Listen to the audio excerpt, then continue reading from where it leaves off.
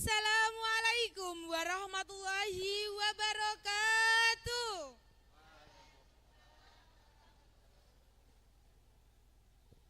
Selamat pagi dan selamat datang kami ucapkan kepada seluruh peserta yang luar biasa.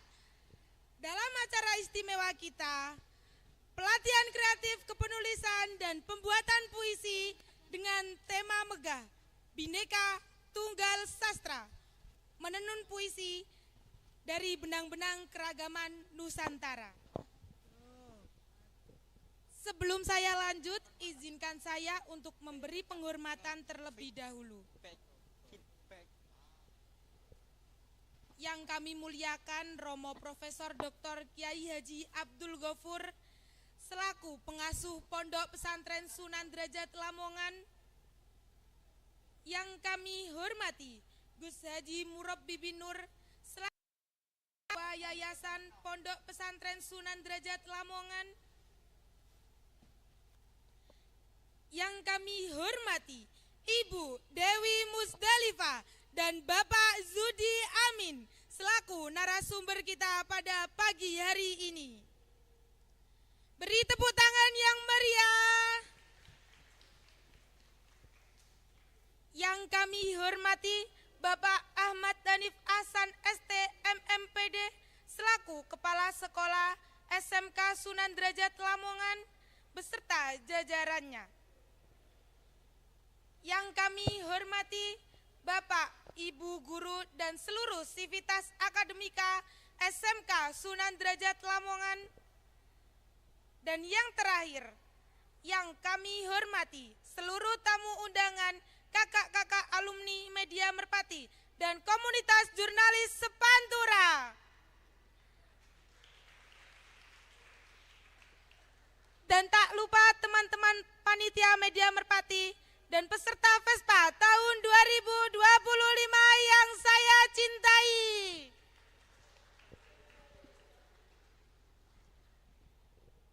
Hari ini kita tidak hanya berkumpul untuk belajar menulis, tetapi untuk merayakan Indonesia melalui kekuatan kata.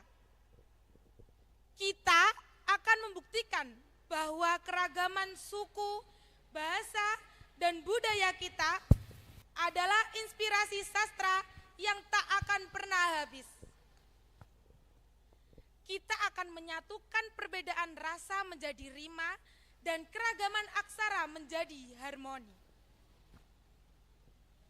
Hadirin sekalian, sebagaimana pepatah mengatakan, tak kenal maka tak sayang.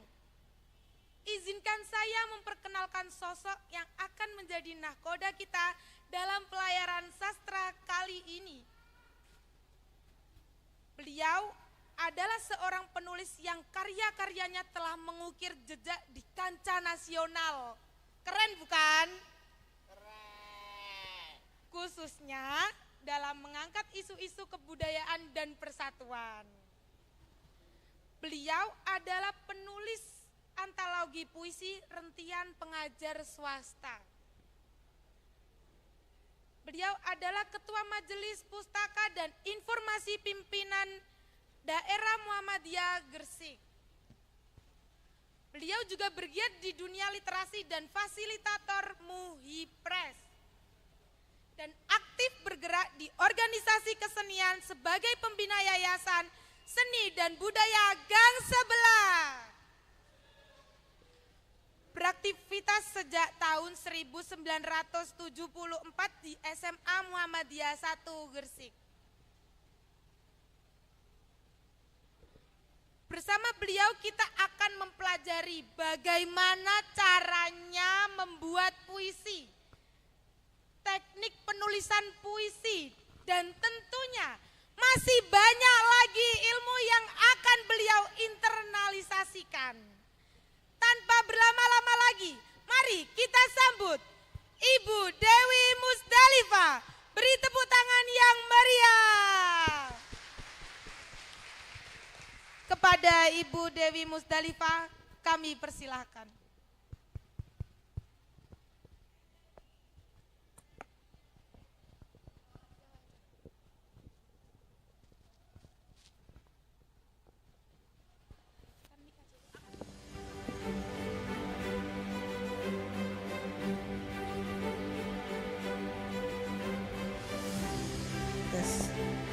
Tes, tes, tes, tes. Bismillahirrahmanirrahim. Assalamualaikum warahmatullahi wabarakatuh. Kayaknya tempat itu terlalu agung untuk penyair. Terlalu tinggi.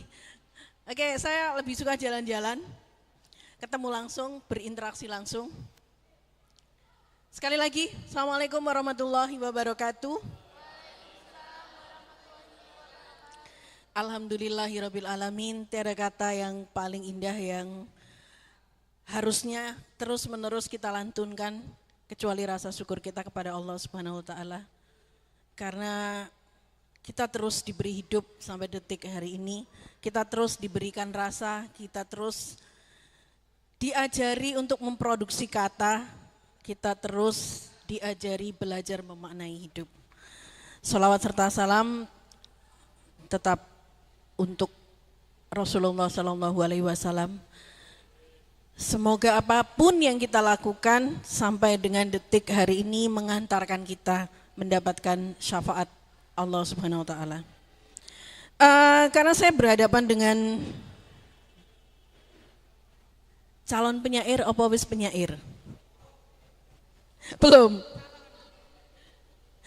Saya pengen kita akan belajar kata ya, maka saya pengen mengawalinya dengan baris-baris kata. Menulis adalah doa yang berjalan. Tanpa sajadah, tanpa suara. Ia tumbuh dari kegelisahan, dari luka yang diam-diam ingin sembuh dengan kata. Kita duduk di seperti bercermin pada air yang jernih. Melihat wajah kita sendiri dalam bentuk yang tak pernah kita sangka. Setiap huruf adalah nafas, setiap jeda adalah pengakuan. Dan di sela tinta yang mengering ada hati yang pelan-pelan belajar memahami dirinya. Maka menulislah, bukan untuk dikenal, tetapi untuk pulang ke tempat di mana suci akhirnya punya nama. Tepuk tangan untuk kita semuanya. Mbak, sampean duduk aja. Sampean akan capek karena berdirinya 1,5 jam. Duduk aja. Duduk aja, santai Mbak, santai. Oke ya.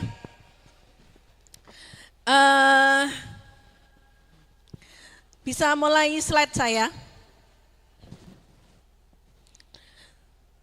Oke ya, bicara puisi adalah bicara, saya tes suara dulu. Kira-kira suara saya sudah jelas artikulasinya? Sudah jelas? Apa masih menggema? Enggak, sudah enak didengar atau kurang keras? Kurang keras? Enggak, sudah cukup, oke.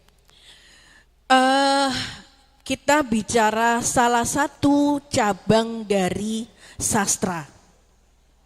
Nah, sebelum kita bicara tentang salah satu produk dari sastra, saya akan berbicara dulu tentang apa itu sastra.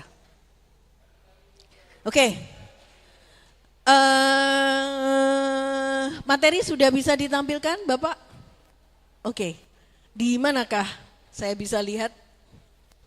Di TV? Ya, kayaknya belum muncul. Oke, siapa yang tahu apa itu sastra? Penulis puisi harusnya tahu itu. Apa itu sastra? Yo, siapa yang tahu? Oke, sastra dulu sebelumnya. Oke, menulis sastra. Oke, next. Oke. Proses menulis dulu. Oke, yang pertama adalah bagaimana sebuah kata itu diproduksi. Ini proses-prosesnya. Kalau kalian mau menulis apapun, apa itu teks sastra atau non-fiksi atau fiksi, proses ini yang harus dijalani. Yang pertama adalah membaca teks. Artinya seorang penulis harus juga seorang pembaca buku. Kenapa penting membaca buku? Karena ketika kita memproduksi kata, kita harus punya bendahara kosakata dalam pikiran. Kalau baca, maka kalian tidak akan punya kata-kata untuk dituliskan. Kadang-kadang Bu, yang paling sulit itu adalah menciptakan kata-kata itu Bu. Maka jalan satu-satunya adalah membaca buku. Paham ya? Kemudian yang kedua adalah interteks. Apa itu Bu interteks? Interteks itu meregulasikan atau menghubungkan semua kosakata dalam otak kita terhadap semua persoalan yang mau kita tulis. Kemudian bermunculanlah atau output dari kosakata itu ke dalam bentuk tulisan. Itu interteks. Hubungan antara teks per teks per teks per teks per konteks. Apa itu konteks Bu? Konteks itu fenomena atau kejadian-kejadian yang kita alami. Semuanya terhubung, itu namanya interteks. Paham ya? Sebagai sebuah pengetahuan aja. Yang kedua, nah ini. Kira-kira siapa yang pernah ketika menulis baru dapat satu kalimat dihapus? Wah, jelek gue hapus gitu ya. Kira-kira sampai setengah jam itu belum dapat satu paragraf pun. Ini biasanya terjadi pada banyak laki-laki. Iya apa iya? Kalau perempuan sekali dia bisa menulis satu kalimat, dia akan terus. Itu perempuan. Kalau laki-laki memulai katanya itu sulit banget. Dapat satu kalimat kok gak enak yo dihapus lagi sampai gak dapat kalimatnya. Bener? Ya bener ya. Kenapa? Karena ketika kita menulis itu yang kita panggil itu ada dua fungsi dari otak yang kita panggil. Yang pertama adalah memproduksi, yang kedua kritikus atau mengkritik. Yang benar gimana Bu? Yang benar adalah ketika kalian menulis, otak kritikusnya itu dimatikan dulu, tidak difungsikan dulu. Paham ya? Jadi ketika menulis itu kritikusnya atau otak kritiknya itu dimatikan dulu. Wes gak popo nulis sembarang, pokoknya nulis sampai tuntas. Bu kalimatnya ku mencleng-mencleng kabeh, Bu gak bermakna, Bu kayak pokoknya asal nulis gitu, nggak apa-apa, itu yang benar. Setelah nanti sudah dapat satu paragraf, dua paragraf, tiga paragraf, sampai kamu seluruh otakmu ini sudah dimasukkan semua ke dalam kertas, baru nanti otak kritikusnya dipanggil. Oke, sekarang kamu waktunya bangun deh, kritik deh. Semua tulisan-tulisanku ini baru nanti dibaca ulang kemudian dikritik. Paham ya? Bahkan ada teori menulis di atas laptop itu layarnya dimatikan. Supaya apa? Supaya otak tidak mengkritisi. Jadi kalau kalian sudah hafal kata-katanya, itu langsung ditulis di situ. Ditulis aja semuanya. Babaiku mencolot, babaiku gak sinkron, baba apa pokoknya di otak itu dimasukkan semuanya dulu. Baru nanti setelah kamu sudah puas, wis gak ada yang diceritakan lagi, baru nanti dipanggillah otak kritikus itu. Paham ya? Bagaimana menyiasati gak bisa menulis di awal. Jangan panggil dua-duanya, jangan panggil otak produksi dan otak kritikus secara bersamaan. Para lelaki paham? Paham ya? Oke.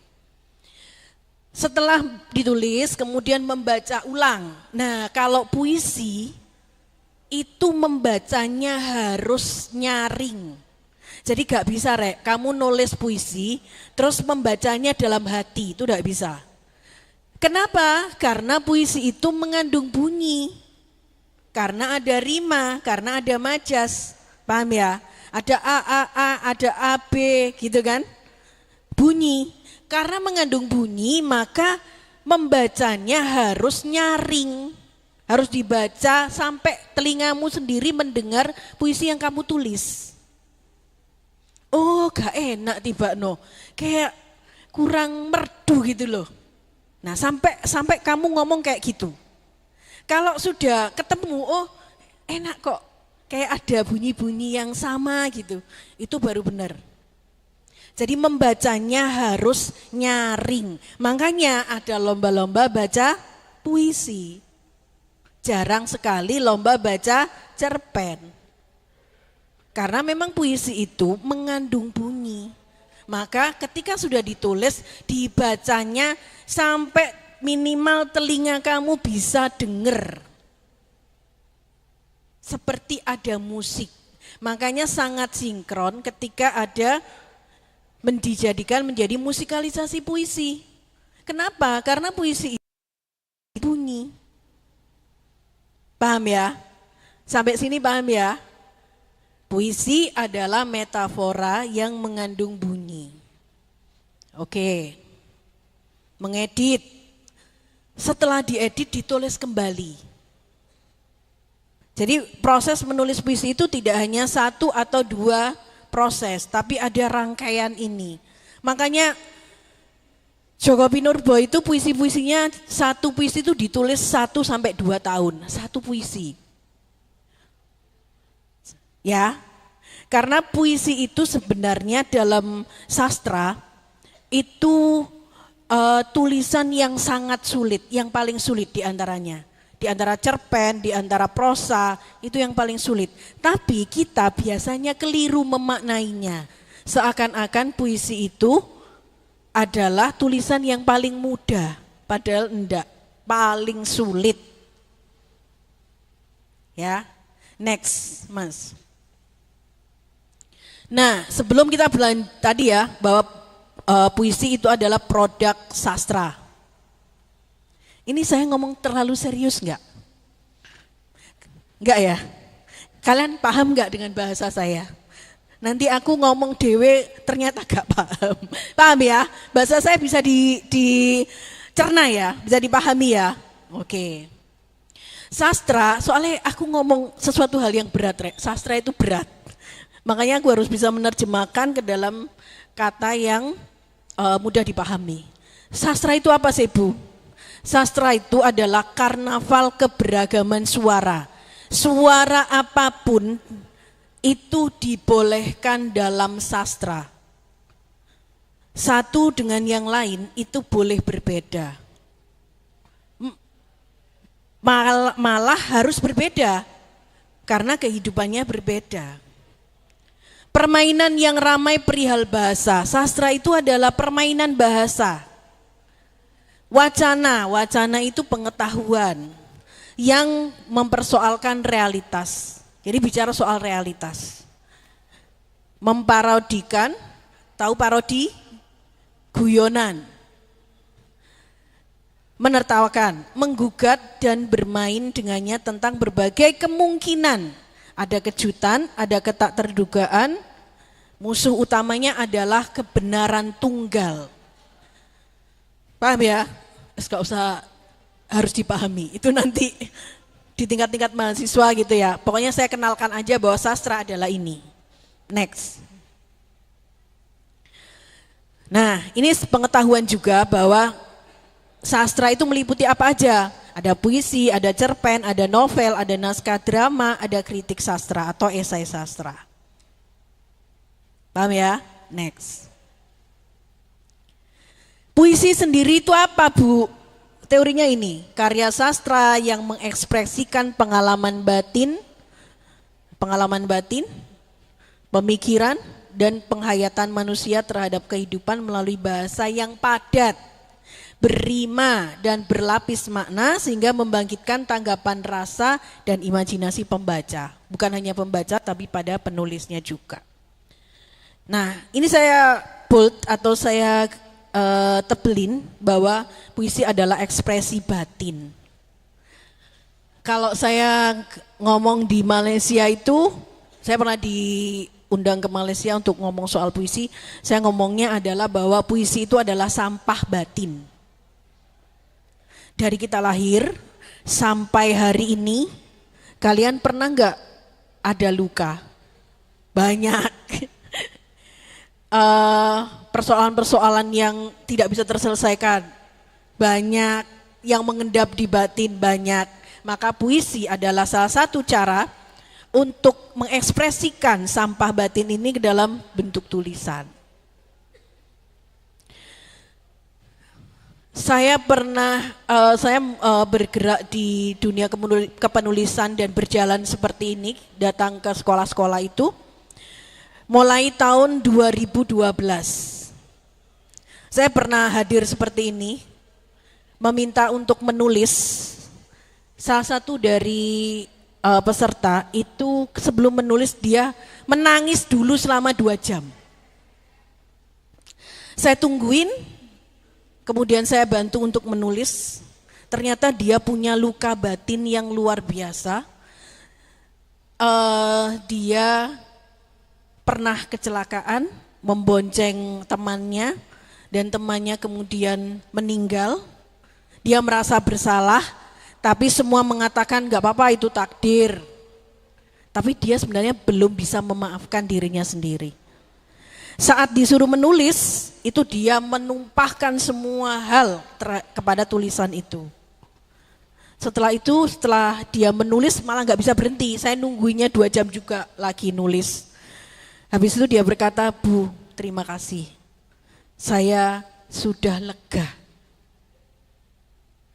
Jadi sebenarnya sastra itu adalah membuang sampah batin. Paham ya?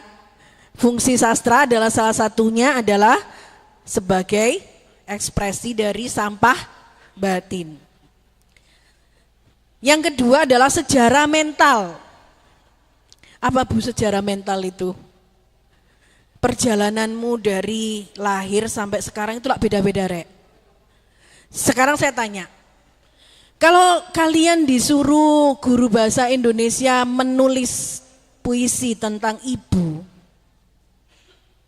ketika dibacakan di depan kelas, kira-kira kalian menulis hal yang sama atau berbeda? Gimana? Berbeda? Serius. "Ibu, engkau yang melahirkanku, 9 bulan aku dalam kandunganmu. Setiap hari engkau selalu tersenyum." Rata-rata begitu kan? Padahal ibu bagi setiap orang itu berbeda-beda. Maka nanti kalian harus belajar puisi itu dari situ. Pun ketika kalian membaca puisi, nanti sama Mas Yudi ya. Sama Mas Yudi nanti. Beliaunya kalau mau baca puisi harus puasa. Ya, nanti ritualnya bagaimana? Nanti Mas Yudi yang nerangin. Nah, kata ibu bagi saya dan bagi Mas Yudi mungkin berbeda. Kata ibu tok loh, Rek. Kata ibu tok.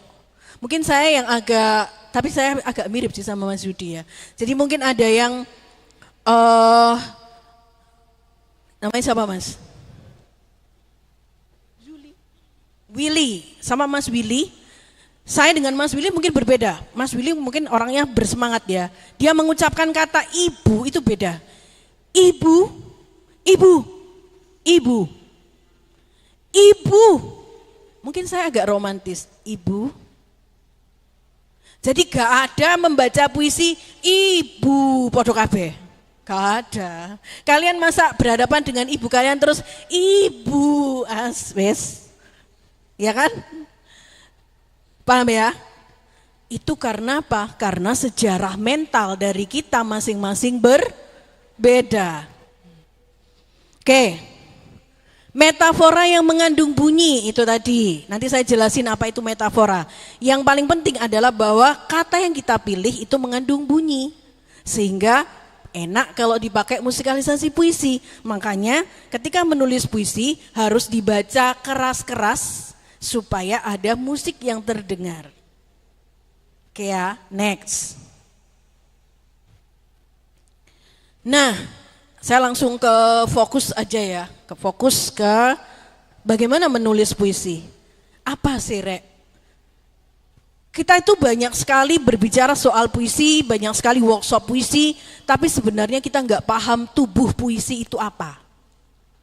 Tubuh puisi itu yang pertama adalah pernyataan yang ingin dicakap, atau rasa yang tiba-tiba tumbuh, atau kesan yang ingin kita sampaikan, atau pesan yang ingin kita sampaikan. Jadi yang pertama itu, kamu itu pengen ngomong apa, itu dulu. Oke, biasanya temanya ditentukan. Bicara soal ibu atau rumah, itu adalah hal-hal yang tema yang disampaikan. Tapi yang paling penting adalah dari tema itu apa yang ingin kita sampaikan, kita cakapkan, apa yang ingin kita bicarakan ketika menulis puisi itu. Oke, contoh. Saya ingin menulis tentang kesedihan karena kehilangan. Maka titik fokusnya pada pernyataan sikap itu, atau kebangkitan dari rasa putus asa. Wah, aku sejak diputus itu belum pernah membuat puisi sedih deh. Ya, kayaknya aku harus memberitahu dia bahwa setelah diputus dia itu, aku itu terluka. Nah, pernyataan sikap itu dulu yang digarisbawahi. Aku pengen menyampaikan ke dia. Kan nulis puisi pasti ada targetnya sih, Rek. Gak mungkin kalian tiba-tiba pengen nulis puisi, gak ada seseorang yang ingin dibidik oleh puisi kalian. Gak mungkin.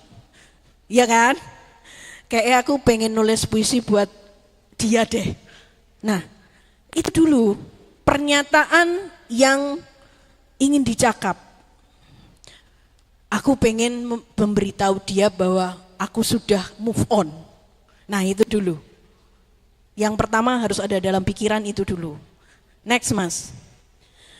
Setelah kalian tahu apa yang mau disampaikan, cari peristiwa atau momen puitik. Bukan kronologi ya. Kalau yang tadi yang saya sampaikan, ibu, engkau yang melahirkanku, engkau yang mengandungku 9 bulan, itu kronologi. Rata-rata puisi itu ditulis kronologi, padahal bukan. Puisi itu ada yang disebut dengan momen puitik. Apa itu momen puitik? Sebuah suasana yang tiba-tiba membangkitkan perasaan kita. Contoh, tiba-tiba memandang keluar terus hujan, tiba-tiba ingat pernah berlari-larian bersama dengan dia, atau pada saat di kantin dibelikan bakso. Jadi ketika melihat ada uap bakso gitu, kita teringat. Nah, itu momen puitik. Momen di mana atau peristiwa di mana sesuatu itu membangkitkan kita pengen nulis. Nah, itu momen puitik. Harus punya itu. Bicara soal ibu, gak semuanya kita tulis, tapi momen di saat kita tersentuh dengan kehadiran ibu. Tiba-tiba ibu goreng gitu. Terus kita mikir, iya ya, ibu itu setiap hari masak ya, untuk aku ya. Untuk apa sih ibu kok masak soro-soroku, ya ben aku gak lapar gitu. Nah, momen itu yang diambil. Ibu, setiap tetes keringatmu yang jatuh di atas sayuran itu adalah rasa cinta yang engkau tawarkan padaku setiap hari. Paham ya? Jadi peristiwa apapun yang menggerakkan kita untuk menulis, itu yang kamu tulis. Jangan mencari kata yang gak ada. Kamu ibaratkan ibu seperti putri salju, padahal kamu gak pernah tahu itu salju kayak apa. Jangan menulis sesuatu yang kamu sendiri tidak tahu. Itu ya garis merahnya. Jangan bicara soal salju ketika kamu gak pernah menyentuh salju. Paham ya? Jangan bicara soal mobil Mercy ketika kamu tiap hari naik becak. Paham ya? Oke. peristiwa yang memicu pernyataan atau kenangan yang tiba-tiba muncul. Oke, next Mas. Paham nggak tadi? Paham ya, jelas ya. Sastra tidak rumit ya. Puisi tidak rumit ya. Puisi tidak rumit ya. Kalian paling membayangkan puisi itu rumit gitu kan. Puisi itu rumit Bu, soro Bu gitu kan. Ketika dijelaskan kan tidak rumit. Yang ketiga adalah pengalaman fisik atau sensoris dan jiwa. Aku pengen perempuan apa laki-laki ya? Tadi sing tak senggol Willy laki-laki. Tapi biasanya perempuan itu pemalu ya. Mbak, sampean Mbak. Dilarang malu ya, Mbak. Sini. Oke. Ini sekarang saya tanya. Menurut kalian, imajinasi itu konkret atau tidak? Siapa yang tidak konkret? Siapa? Angkat tangan. Yang tidak konkret, imajinasi itu khayalan bukan konkret. Siapa? Oh, konkret semua? Apa gak paham? Poin utamanya gak paham. Oke. Imajinasi itu sesuatu yang konkret. Tetapi konkretnya itu ada dalam pikiran. Aku gak ngerti dia lagi ngelamun apa. Tapi yang dia lamunkan itu konkret di dalam pikiranmu kan? Coba saya tanya. Mbak, pernah suka sama seseorang? Pernah. Pernah. Laki-laki apa perempuan? Nih kan saya sekarang kan banyak yang gitu ya. Laki-laki, oke, namanya siapa Mbak? Enggak, nama sampean siapa? Bukan nama laki-laki itu, namanya sampean siapa? Askia. Askia. Oke, Askia. Cowok itu tinggi apa pendek? Tinggi. Sekarang cowok itu hadirkan di hadapanmu saat ini juga. Enggak bisa. Kenapa? Luka. Luka, oke. Enggak. Bukan lukanya fokusnya, tapi pada orangnya. Saat ini ada di depanmu. Tapi harus ditangisi ya, ketika di depanmu. Oke. Dia tinggi apa pendek? Tinggi, Bu. Tinggi. Putih apa hitam? Hitam. Rambutnya lurus apa kriwil? Lurus. Lurus. Senyumnya lebar apa manis? Manis. Manis. Oke. Rodok gak tego aku takoke. Soalnya luka. Oke. Di dalam bayangan sampean dia pakai celana jin apa kain? Kain, Bu. Jarang pakai jeans. Oke. Saat ini dia pakai celana kain. Nggih. Warnanya apa? Sukanya krim. Krim. Berarti sekarang dia pakai celana krim. Pakai kemeja apa kaos? Kemeja. Kemeja. Lengan panjang apa pendek? Pendek. Warnanya apa? Biasanya pakai putih, Bu. Pakai putih. Berarti dia sekarang ini berdiri di depanmu, tinggi, putih, lurus tadi ya? Lurus, memakai celana krem, berbaju putih, lengannya digulung apa? Dibiarkan panjang? Kan lengan pendek, Bu. Oh iya, lengan pendek. Oh iya, maaf. Saya udah konsentrasi, lengan pendek. Oke, siap. Pakai sepatu apa? Biasanya pakai sandal. Biasanya pakai sandal. Bagimu, semua itu konkret enggak di pikiranmu? Nyata enggak dalam pikiranmu? Nyata, karena dia bisa menyebutkan celananya pakai apa. Tapi bagi kita kan enggak nyata ya, karena tidak kelihatan gitu kan. Maka puisi, terima kasih Mbak. Maaf ya.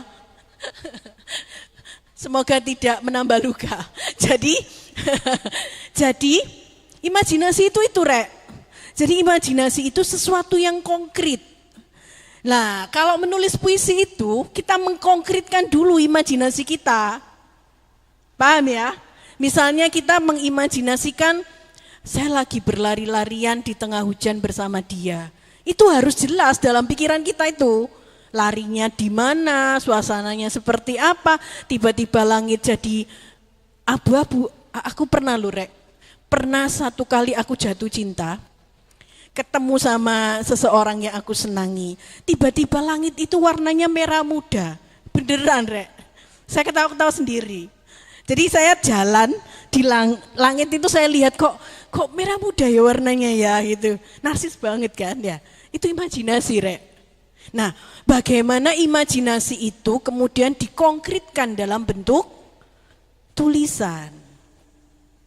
Paham ya? Kayak misalnya mau bangun rumah. Rumah itu kan sampean imajinasikan dulu. Nanti tingginya sekian, pengen punya rumah yang ada taman-tamannya, itu kan imajinasi. Ketika membangun rumah yang ada di dalam imajinasi kalian, itu yang kalian bangun. Itu sama persis membuat puisi seperti itu. Paham ya? Jadi puisi itu tidak mengada-ngada. Wis ngarang bu, pokoknya puisiku ngarang-ngarang wis. Ndak Rek, puisi itu adalah mengkonkretkan imajinasi. Paham? Apa sulit dipahami? Enggak ya? Gampang ya? Tapi sulit dipraktekkan. Ya enggak apa-apa, nanti proses itu. Bu, bagaimana Bu cara mengkonkretkan imajinasi? Nah itu tadi lewat sensoris. Di antaranya adalah dengan panca indera. Misalnya penglihatan, bendanya kayak apa, warnanya seperti apa, pergerakannya kayak apa. Misalnya ada bunga melati yang jatuh ke tanah, itu gerakannya. Atau angin yang menyapu daun, itu gerakannya. Lewat mata dikonkretkannya. Oh kayak gitu ya, oh ada gitu ya, bisa dilihat ya pergerakannya ya. Nah itu untuk mengkonkretkan imajinasi. Pendengaran, ada suara desau angin, suara pohon kelapa, suara buah kelapa jatuh kayak gitu. Beradu, ada desau angin. Nah, panca indera ada 5 ya. Apa aja? Penglihatan, pendengaran, perasa, penciuman. Satu lagi? Peraba. Peraba itu sejuk, dingin, panas, lembut. Nanti itu membangun suasana. Nanti kita praktek aja ya, biar enggak repot. Tapi ini minimal kalian sudah paham pengetahuannya. Next. Nah, seperti yang saya katakan tadi, bahwa puisi yang paling sulit itu adalah kreativitas bahasa. Kemarin saya sudah baca beberapa karya kalian, aku nggak tahu siapa yang nulis ya, tapi saya merasa bahwa sebenarnya kalian sudah bisa menulis puisi, cuman kebenturnya ada di sini. Pilihan kata yang segar, tidak basi, tidak konseptual. Apa itu konseptual? Konseptual itu kata-kata indah. Puisi kula iso gak pakai kata-kata indah Rek. Tapi bagaimana kita menerjemahkan kata indah itu sehingga terasa indah. Misal, aku melihat bola matamu mengerjap seperti mengajakku untuk datang kepadamu.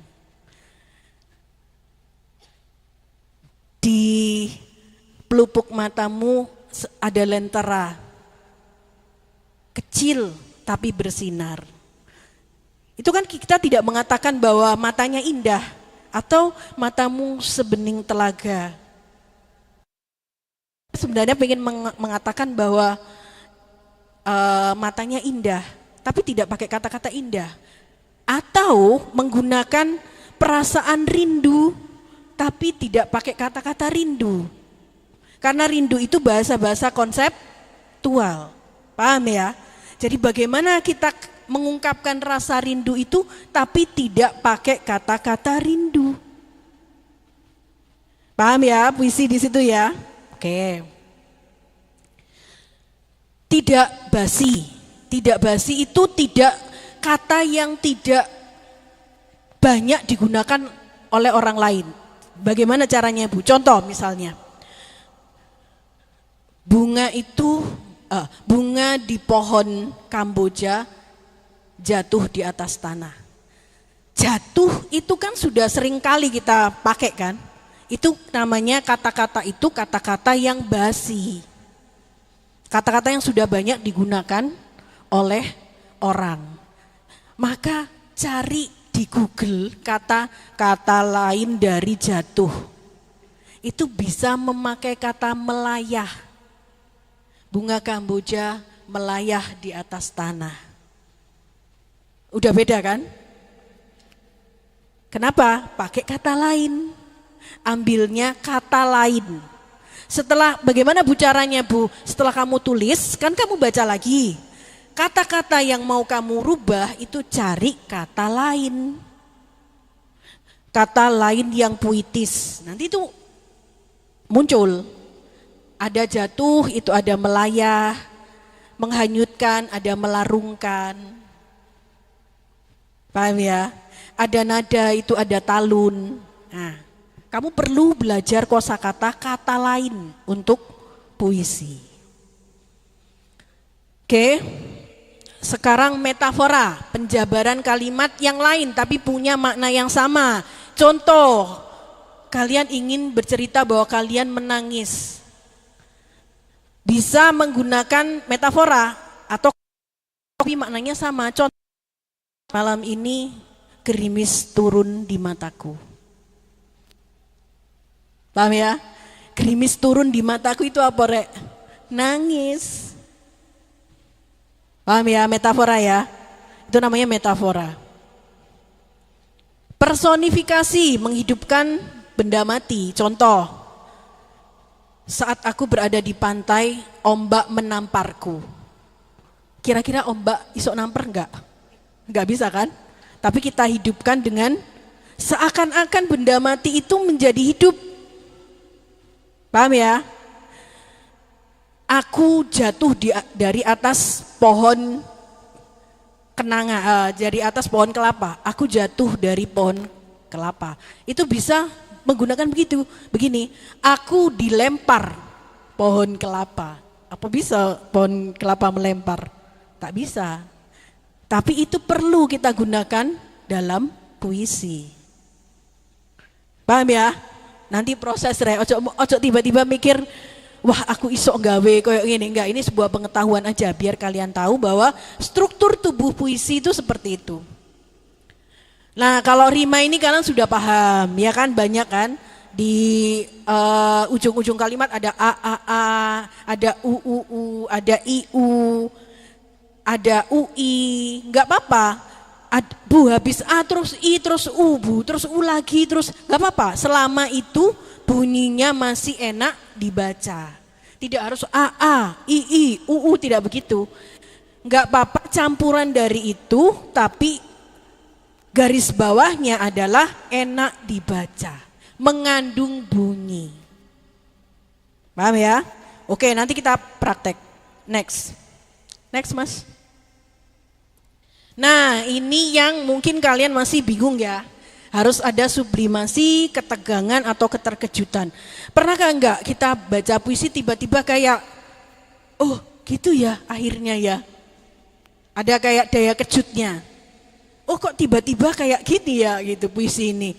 Keren loh puisi ini. Ada satu kalimat yang mencuri perhatian kita. Gitu kan.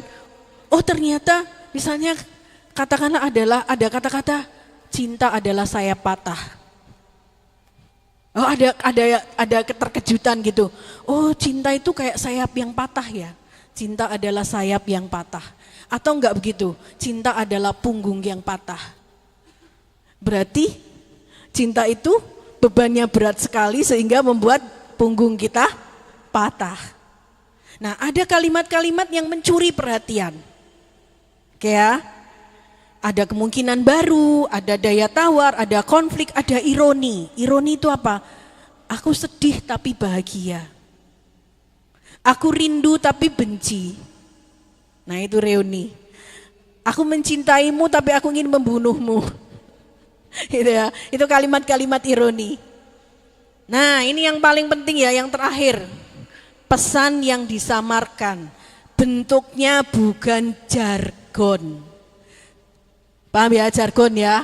Kayak pesan yang telanjang. Kayak jangan berbuat buruk, itu di puisi tidak ada. Tapi bagaimana pesan jangan membuat buruk itu disampaikan lewat momen puitik atau peristiwa yang kita alami. Yang itu kalau kamu berbuat buruk kamu akan melukai orang lain. Dan luka itu akan dibawanya sepanjang hidup. Nah misalnya begitu. Kita tidak ngomong jangan melakukan hal buruk. Tapi kalau kamu melakukan hal buruk kamu melukai orang lain. Kalau kamu melukai orang lain belum tentu dia bisa sembuh seumur hidupnya. Nah jangan membuat pesan yang telanjang di puisi. Tadi hubungannya dengan sampah batin kenapa? Nulis puisiku paling enak rek. Soalnya apa? Kita bisa memaki, tapi disembunyikan. Gak langsung kamu biadab gitu, kamu enggak gitu. Tapi kita ngomong halus, pakai metafora, pakai personifikasi. Tapi bagi siapa yang membaca itu kayak dimaki. Paham enggak? Dan itu adalah kenapa puisi harus ada, untuk menyembunyikan sampah batin yang kita keluarkan. Orang yang baca enggak sakit hati tapi dia merasa. Maka hati-hati kalau ada yang mengirimi puisi dalam bentuk itu. Berarti dia loro hati tapi enggak berani ngomong secara langsung pakai puisi. Itu bisa dipakai senjata oleh para perempuan itu. Ya, karena secara psikologi rek, ini bicara soal luka ya, karena puisi itu pasti ada hubungannya dengan luka. Perempuan itu kalau dilukai, gampang memaafkan enggak? Dilukai 1 kali, dilukai 2 kali, yang ngomong enggak itu berarti belum pernah pacaran. Kalau kita sudah pernah pacaran, dilukai ping 10 loh gak popo, gak loro. Kalau laki-laki, dilukai 1 kali seumur hidup akan kamu ingat, gak maafkan. Karena kenapa begitu? Karena di otak laki-laki itu lubang lukanya itu besar dan dalam. Tapi tidak semua luka masuk ke dalam lubang itu. Sing nemen tok. Lek sing kecil-kecil gak dianggap. Karena apa? Jargon laki-laki itu kurang peka. Ya apa gak?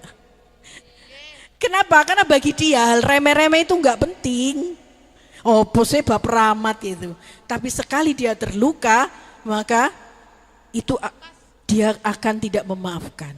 Beda dengan perempuan. Kalau otak perempuan itu otak lukanya itu kecil-kecil. Jadi dilukai 1 dimaafkan, dilukai 2 dimaafkan. Kalau lukanya sudah penuh 1 kepala, baru wes gak iso. Putus ae wes gak iso. Wes penuh iki lukaku ini. Nah, itu. Maka mengolah luka masing-masing laki-laki dengan perempuan yang berbeda. Paham ya? Oke, next. Kayaknya sudah selesai deh itu ya. Next mas. Next. Wes kayak ya. Habis ya. Oke. Ini tadi dikatakan antologi puisi. Oke, sebenarnya bukan antologi puisi ya, tapi buku-buku tunggal. Jadi kumpulan puisi pribadi saya. Oke, gak penting. Mas bisa di ini enggak yang tadi bentuk wood, materi yang bentuk wood. Nah, kalian sudah dapat, panitia bisa minta 1 instrumen yang saya bagikan tadi enggak? Yang nganggur aja. Coba ini ya. Oh bukan, oke. Oke, semuanya sudah dapat ya 2 lembar ini ya. Oke. Supaya kalian, tadi ada 1 hal yang belum saya sampaikan ya, tentang efektivitas kata, pilihan diksi tadi ya. Rek, kamu lek nulis puisi, hilangkan kata hubung, kecuali itu memperkuat kalimatmu. Apa bu kata hubung? Yang. selalu, seperti, hanya. Paham ya? Kadang kita nulis puisi di malam-malam yang dingin, malam dingin. Paham ya? Jangan pakai yang. Karena puisi itu adalah kalimat yang dipadatkan. Paham ya? Oke, kita langsung praktek. Biar efektif. Oke ya, dilihat semua lembar instrumennya. Ini coba, jadi dalam struktur tubuh puisi, itu tadi sudah saya jelaskan, ada sikap atau pernyataan, ada momen atau kejadian, ada citra sensoris, ada hal kecil atau simbol yang menarik, ada konflik, ada majas, ada metafora. Silakan dibaca. Nah, di situ ya saya bacakan sikap pernyataan. Bagaimana hatimu saat menulis puisi? Jadi pada saat kamu mau menulis puisi itu hatimu sedih, seneng, apa ada sesuatu yang ingin kamu sampaikan. Yang kedua, apa yang kamu lihat atau lakukan saat itu?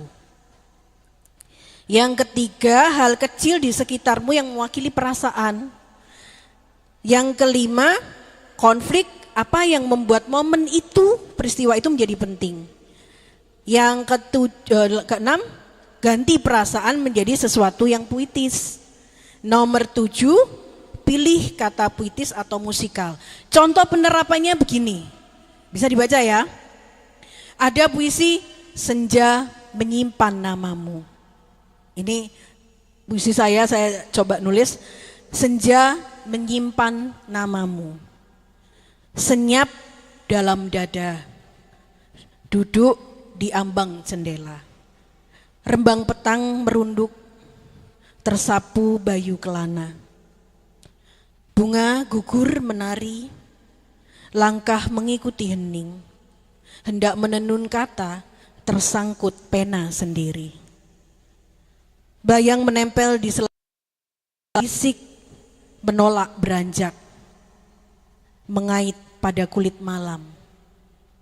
Tak semua bisa disapu bersih, detik tersimpan lembut dalam bisu yang manis. Penerapannya dalam bentuk struktur tadi, yang pertama, bagaimana hatimu saat menulis puisi? Diambil di mana? Diambil dari kata senyap dalam dada. Itu rindu, sepi, kalimat awal, yang pernyataan. Kemudian peristiwa apa yang sedang terjadi? Duduk di ambang jendela. Kamu sedang duduk di ambang jendela. Rembang petang merunduk. Rembang petang itu senja. Kenapa pakai rembang petang? Karena senja sudah saya pakai untuk menulis judul. Maka saya mencari kata lain atau metafora lain. Metafora lain senja itu apa? Rembang petang. Paham ya? Oke. Setelah itu apa yang bisa dilihat atau didengar, dirasa atau disentuh? Ada rembang petang merunduk, ada tersapu bayu kelana. Seorang penulis puisi itu punya yang namanya lisensi puitik. Apa itu Bu lisensi puitik? Lisensi puitik itu adalah hak penulis untuk merubah kalimat. Contoh, kenangan itu bisa ditulis hanya kenang. Saat ini kenangan tentangmu, misalnya begitu. Saat ini kenang tentangmu, itu boleh. Angin bosen Bu, pakai bayu. Berkelana cukup diambil kelana saja, boleh. Makanya sastra itu tidak bisa digugat. Kok gak masuk akal? Habis ini kok kalimatnya ini. Habis ini kok nah ini yang sering banget terjadi pada tulisan-tulisan puisi. Kok rasanya habis ini langsung melompat? Itu enggak apa-apa sebenarnya karena imajinasi. Cuman harus ada logika yang menjembatani. Contoh, kamu menulis tentang sebuah meja makan, tiba-tiba di situ ada piring, di atas piring ada sepatu. Ketika kamu menuliskannya itu dengan telanjang, tidak pakai jembatan logika, maka itu nggak masuk akal. Kok ada di atas meja, ada piring, ada sepatu, harusnya ada nasi dong, bukan sepatu. Nah, bagaimana mengkonkretkan itu? Maka bisa dijembatani. Aku meletakkan sepatu di atas piring supaya ibu tahu bahwa sepatuku telah berlubang. Jadi ibu tahu gitu loh. Jadi ada logika. Tetap ada logika dan keutuhan dari struktur puisi. Nanti bisa dipelajari di rumah. Oke, yang sudah saya beritahu ini sederhana kok. Sekarang lembar kedua, praktek. Sebelum praktek, apakah ada sesuatu yang belum jelas? Didialogkan, disaringkan. Ada pertanyaan? Loh, harus ada, Rek. Aku itu dihadirkan di sini untuk sharing, bukan untuk ceramah. Kalau ceramah itu ya nanti dengan Bapak Ibu guru aja. Kalau dengan saya harus ada sesuatu yang kalian sampaikan, kesulitan-kesulitan yang kalian sampaikan. Biar kita sharing aja. Oke? Dari para lelaki yang sangat sulit menulis puisi, tapi sekali menulis puisi jadi penyair nasional. Iya loh, Rek, asli. Gelon ya, sekarang ya, kuota laki-laki itu separuh dari perempuan. Dan kalau nulis puisi saya yakin yang jago-jago itu perempuan. Tapi yang jadi penulis-penulis nasional, laki-laki apa perempuan? Laki-laki. Kenapa bisa seperti itu? Karena laki-laki itu fokus. Perempuan kalau sudah menikah punya anak, ribut karpe dewe. Kalau laki-laki mau jadi penulis, nulis aja. Kalau perempuan, kalau mau nulis harus ada teh hangat, harus ada nasi goreng, harus ada musik yang melantun, ada, itu perempuan. Kalau laki-laki nulis aja, bener nggak? Oke, kalau gitu saya awali dari pertanyaan dari para lelaki. Silakan, ya, tak tebak ya, yang sudah biasa nulis puisi, aku menguji kepekaanku. Ketika tak tunjuk harus bertanya, Mas, takok Mas.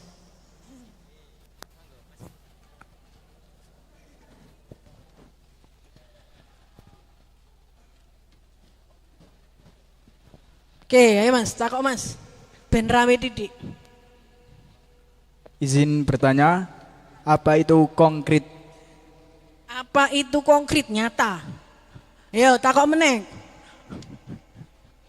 Oke, siap. Iku aku seneng iku, Rek. Pilih ya. Pilih jadi pacar ya. Dia inisiatif. Oke, apa Mas? Izin bertanya, dalam pembuatan puisi apakah boleh menggunakan kata pemborosan? Pemborosan, maksudnya katanya atau borosnya? Katanya, pemborosan. Nah itu tadi, itu pada konsep kata-kata konseptual. Jadi kayak keadilan, kerinduan, pemborosan, itu kata-kata konseptual. Sebaiknya dihindari kata-kata konseptual, tapi ambil menjadi metafora. Boros misalnya, aku selalu menghabiskan waktu ketika aku sendiri, itu boros. Atau aku selalu membuang-buang waktu yang tidak penting, nah, kayak gitu. Jadi hindari kata-kata yang konseptual, ya. Itu supaya ada diksi yang dipilih. Karena puisi itu adalah pilihan diksi. Apa itu diksi? Diksi itu adalah kata. Oke, perempuan.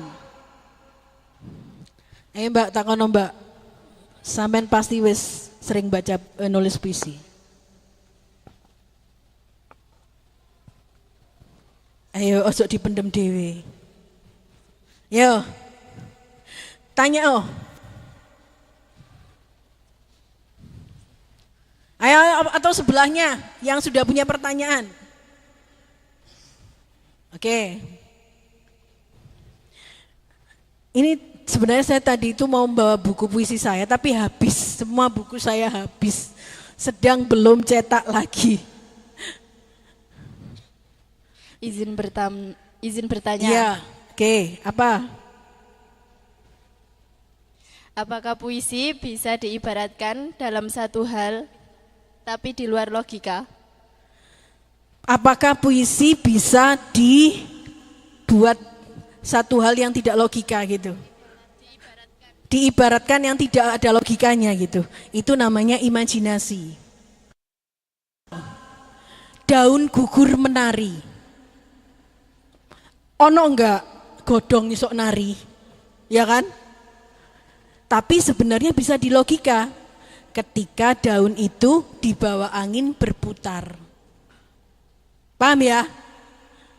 Itu daun gugur menari. Itu maknanya daun gugur menari itu apa? Masih ada luka dalam dada. Daun gugur itu kan sesuatu yang luka ya rek. Tapi dia masih menari dalam hati. Daun gugur itu wis gak kanggo, tapi sik menari dalam hati. Daun gugur menari. Tadi ada puisi itu ya. Daun gugur menari. Iku ono luka sing masih menari-nari di dalam hati. Apakah itu logika Bu? Daun gugur menari gak iso Bu? Bisa. Bisa dilogikakan ketika ada daun yang disapu angin dan menari. Pernah enggak lihat itu kan? Ada daun yang kayak pas angin gebes itu kan masih menari-menari. Artinya bagaimana cara menguji bahwa itu masih bisa dilogika? Itu tadi, pernah enggak kamu lihat itu? Sensoris, penglihatan. Pernahkah kamu melihat itu? Oh pernah, berarti imajinasi itu bisa dipakai. Kalau mengujinya itu, kalau misalnya saya menggunakan kata tapi aku nggak pernah dipakai Bu, aku nggak pernah lihat, aku juga nggak pernah dengar, aku juga pernah nggak merasakan, ya jangan dipakai. Itu berarti imajinasi yang kosong, yang nggak pernah kamu buktikan dengan pendengaran, nggak pernah kamu buktikan dengan mata, nggak pernah kamu buktikan dengan perasa. Garis besarnya menggarisi imajinasi adalah pada sensoris. Pernah nggak kamu lihat itu? Oh pernah Bu, aku ndelok daun gugur itu menari itu disapu angin. Pernah nggak? Oh Bu, itu rembang petang merunduk. Ya apa Bu merunduk? Aku pernah kok mengimajinasikan apa matahari yang separuh ada awannya. Itu kayak ada mata yang pengen merunduk, pengen ngantuk. Mendung agak ngantuk, merunduk. Itu lewat penglihatan. Paham ya? Jadi batas imajinasi adalah pada sensoris. Jadi gak ngarang rek, gak ngawur-ngawuran. Paham ya? Gak pokoknya imajinasiku keluar angkasa wes. Apakah kamu pernah melihatnya? Apakah kamu merasakannya? Maka saya tadi kan ngomong, jangan menulis salju ketika kamu gak tahu rasanya salju, warnanya salju, dinginnya salju. Karena apa? Karena itu bohong.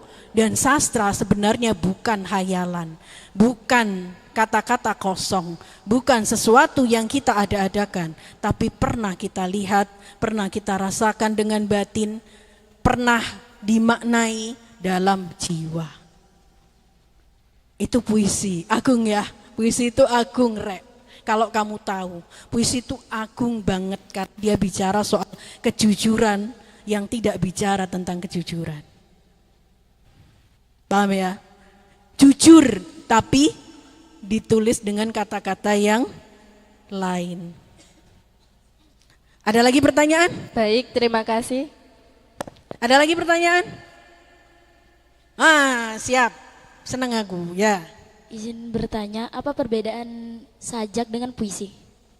Sajak dengan puisi sama. Kalau sajak itu bahasa lama, kalau puisi lebih bebas. Kalau sajak itu ada aturan-aturan ketatnya, rimanya harus AB kayak gitu. Ada peraturan-peraturan yang lebih ketat. Tapi kalau puisi itu sebenarnya lebih fleksibel. Contoh, misalnya kalau sajak barisnya ada 4 setiap baitnya kayak gitu. Kalau puisi bebas, mau bait pertama cuman 2 baris boleh, baris bait kedua bisa 4, 5, lebih bebas. Oke, ada pertanyaan lagi? Izin bertanya. Oh, moderator takok. Ya wis. Ya, apa Mbak? Kalau tentang rima tadi au, berarti itu maksudnya seperti pantun atau gimana? Kalau pantun iya, ada aturan-aturannya. Iya, seperti itu. Cuman kalau puisi ndak harus. Kayak coba yang penting mengandung bunyi. Karena rima itu hadir untuk mengatur bunyi. Bu, gak ada rimanya, Bu, gak apa-apa. Pokoknya mengandung bunyi. Contoh ya, dalam puisi saya tadi ini. Bayang menempel di sela daun berbisik, menolak beranjak, mengait pada kulit malam. Itu kan enggak, itu kan I sama A ya terakhirnya, berbisik dan kulit malam. Tapi kan tetap ada unsur bunyinya. Bagaimana Bu unsur bunyinya? Ada di kalimat-kalimat yang disusun.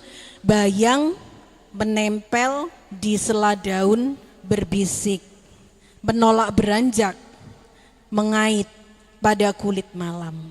Itu semuanya mengandung bunyi. Bagaimana Bu cara ngetes puisi itu mengandung bunyi atau tidak? Dengan cara dibacakan dengan suara nyaring. Oh enak kok, oh gak enak ya. Kayak ada yang terselip gitu loh. Nah kalau puisi itu dibaca berulang-ulang dan enak, itu artinya sudah mengandung unsur bunyi. Begitu ya. Jadi tidak harus AB-AB. Tapi yang penting mengandung unsur bunyi. Sehingga ketika dijadikan musikalisasi puisi menjadi lebih enak. Paham ya? Oke, kayaknya sudah mulai ngantuk ya. Dengan Pak Zudi dibacakan puisi gak ngantuk. Apa lagi? Satu lagi Bu. Ya, boleh. Apakah diperbolehkan menulis puisi dengan menambahkan pertanyaan? Loh, boleh. Pertanyaan boleh. Contoh Bu, contoh. Pertanyaan, misal ya. Dari puisi yang sudah saya tulis kemudian saya buat pertanyaan. Bunga gugur menari, melangkah mengikuti hening. Misalnya, saya buat jadi pertanyaan. Adakah itu menari mengikuti langkahku yang hening? Kan boleh. Adakah bunga gugur itu menari? Masih adakah bunga gugur itu menari? Masih adakah yang menari di antara bunga gugur? Boleh, boleh. Apapun boleh, puisi itu bebas. Pernyataan, tanda seru, jangan, boleh. Tapi misalnya gini ya, misalnya kata-kata tidak boleh, itu bisa diganti dengan menolak. Misalnya ada kata menulis, itu menenun kata. Misalnya ada ingin, itu yang sering ya. Kata ingin itu bingung Bu, diganti apa? Kan bisa diganti hendak. Paham ya? Ingin itu bisa diganti hendak. Sunyi, sepi bisa diganti senyap. Paham ya? Paham ya? Oke, apa lagi? Seumpama kita mau ikut lomba, terus temanya itu kan berbeda-beda. Terus kita itu belum merasakan tema itu tadi. Kita nyontoh dari karya-karyanya orang-orang itu gak apa-apa. Nyontoh itu gak boleh. Tapi gak sepenuhnya nyontoh, cuma Ya. ganti kata gitu. Oke. Rek, setelah kamu tahu semua penjabaran saya hari ini, sulit nggak nulis puisi? Sulit. Sulit nggak menciptakan kata? Sulit. Maka penulis puisi itu tidak boleh dicuri kalimat-kalimatnya. Karena apa? Menemukannya itu sulit banget. Contoh, menemukan kata derai-derai cemara. Derai-derai cemara itu tidak semua orang menemukan kata itu. maka kata itu hanya miliknya Khairil Anwar. Tidak boleh kita kemudian memakai puisi, kita menulis puisi terus diselipkan derai-derai cemara itu. Karena itu sudah miliknya Khairil Anwar. Karena apa? Dia menemukan kata itu sudah melalui proses yang panjang.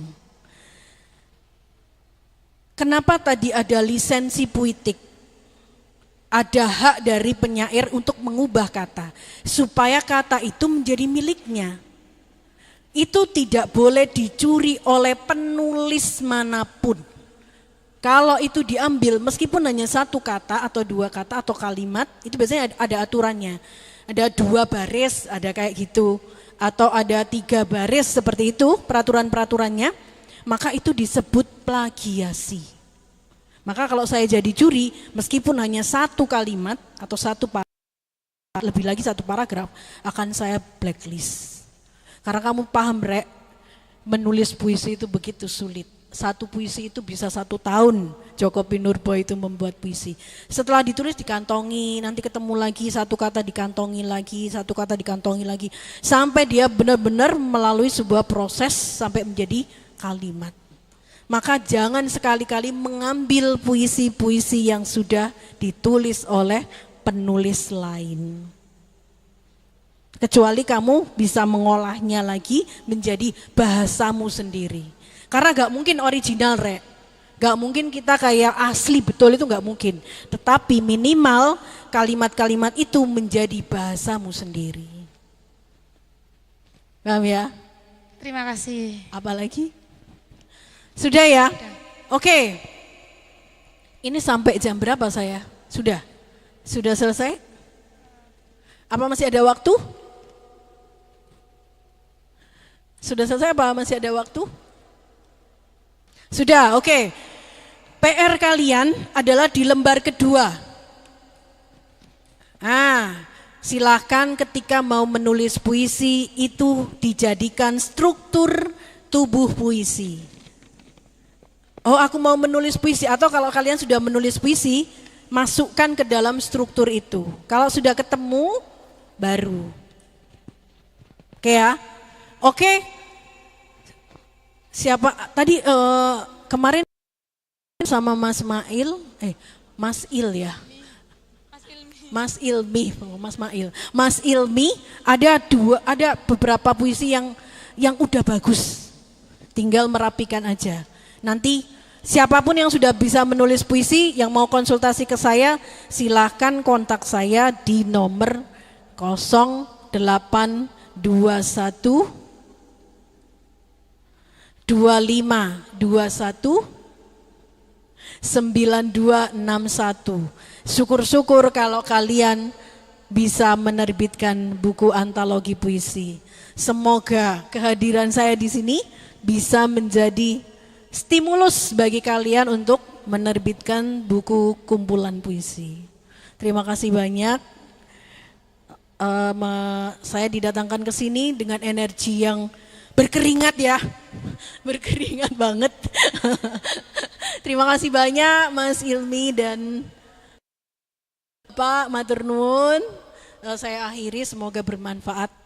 Bisa kontak saya diam-diam jam 1 malam. Ketika kalian lagi punya inspirasi puisi, saya akan melayani selagi saya masih bangun.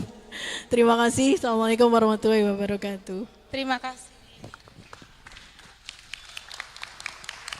Baik, luar biasa, tepuk tangan yang meriah untuk Ibu Dewi Musdalifah atas pemaparan yang begitu mencerna.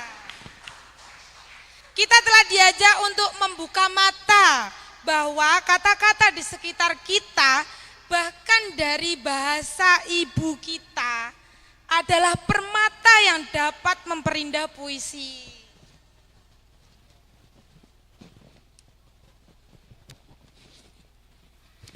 Terima kasih atas antusiasme dan pertanyaan-pertanyaan yang kritis dari para peserta. Terima kasih kembali kami sampaikan kepada Ibu Dewi Musdalifah yang telah menjawab dengan sangat komprehensif. Semoga ilmu yang kita dapatkan hari ini menjadi bekal yang kuat. Jangan ragu untuk mencoba karena keberanian membawa kita ke tempat-tempat baru. Ingatlah, keinginan untuk sukses harus lebih besar dari rasa takut. Cukup sekian dari saya, bila ada salah kata maupun perbuatan saya minta maaf sebesar-besarnya. Wassalamualaikum warahmatullahi wabarakatuh.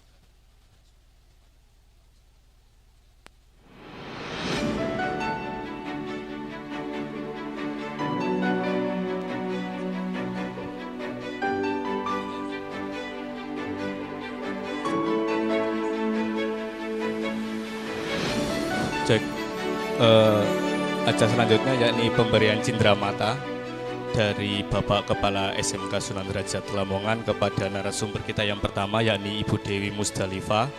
Kepada Ibu Dewi Musdalifah dan Pak Hanif dipersilakan menuju ke depan audiens.